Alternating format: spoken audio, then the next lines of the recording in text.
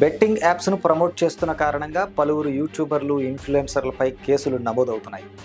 ఇప్పటికే విశాఖలో local boy నానిని జైలుకు పంపించారు పోలీసులు. తాజాగా ఇప్పుడు హైదరాబాద్లో హర్ష సాయి పైన కూడా కేసులు నమోదయ్యాయి.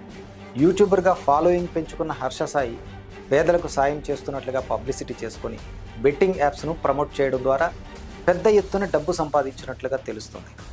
పైగా తాను ఈ పని చేయకపోతే వేరే వారు చేస్తారని సమర్థించుకుంటున్నాడట. ఇప్పటికే భయ్యా సన్నీ యాదవ్ అనే యూట్యూబర్ పైన కూడా కేసులు నమోదయ్యాయి. ప్రస్తుతం సన్నీ యాదవ్ పరారీలో ఉన్నాడు. అయితే త్వరలోనే అరెస్టు చేస్తామని పోలీసులు చెప్తున్నారు. ఈ లిస్టులో బెట్టింగ్ యాప్స్ను ప్రమోట్ చేసిన పలువురు సెలబ్రిటీలు ఉన్నారు. ప్రస్తుతం వైసీపీ అధికార ప్రతినిధిగా చలామణి అవుతున్న యాంకర్ శ్యామల కూడా పెద్ద ఎత్తున బెట్టింగ్ యాప్స్ను ప్రమోట్ చేసి డబ్బులు సంపాదించినట్టు తెలుస్తుంది. ఆ వీడియోలు సోషల్ మీడియాలో వైరల్ అవుతున్నాయి. ఎటువంటి రాజకీయ అండా లేని వారిపైనే కేసులు పెడతారా? శ్యామల లాంటి వారు బెట్టింగ్ యాప్స్ ప్రమోట్ చేస్తే పట్టించుకోరా అనే ప్రశ్నలు వినిపిస్తున్నాయి. ఇక బెట్టింగ్ యాప్లను ప్రమోట్ చేస్తున్న పలువురు సెలబ్రిటీలు, సోషల్ మీడియా ఇన్ఫ్లుయెన్సర్లపై పోలీసులు కొరడా జూలిపిస్తున్నారు. ఇప్పటికే 11 మందిపై పంజాగుట్ట పోలీసులు కేసు నమోదు చేశారు. విష్ణుప్రియ, సుప్రీత, రీతు చౌదరి, హర్ష సాయి, టేస్టీ తేజ, పరిషాన్ బాయ్స్, ఇమ్రాన్, శ్యామల, కిరణ్ గౌడ్, సన్నీ యాదవ్లపై కేసులు నమోదయ్యాయి. అయితే ఈ చిన్న చిన్న స్టార్స్ బెట్టింగ్ యాప్స్ ప్రమోట్ చేయడం వల్ల ఆ బెట్టింగ్ యాప్స్ గేమ్స్ ఆడి మోసపోయిన వారు చాలామంది ఉన్నారు. అలాగే ప్రాణాలు తీసుకున్న వారు కూడా ఉన్నారు.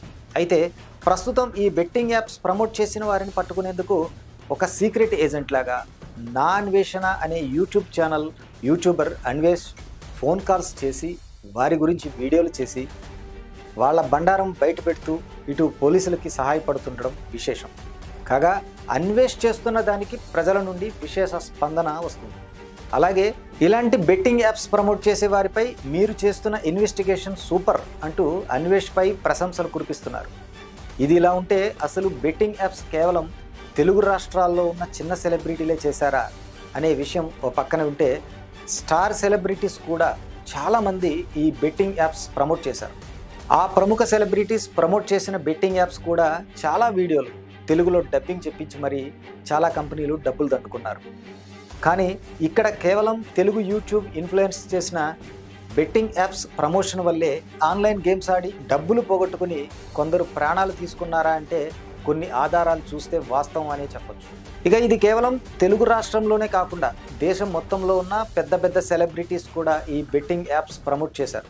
వారిలో ముఖ్యంగా ప్రముఖ క్రికెటర్లు మహేంద్ర సింగ్ ధోని, విరాట్ కోహ్లీ, రోహిత్ శర్మ, అశ్విన్, హార్దిక్ పాండ్యాలు కూడా ఉన్నారు.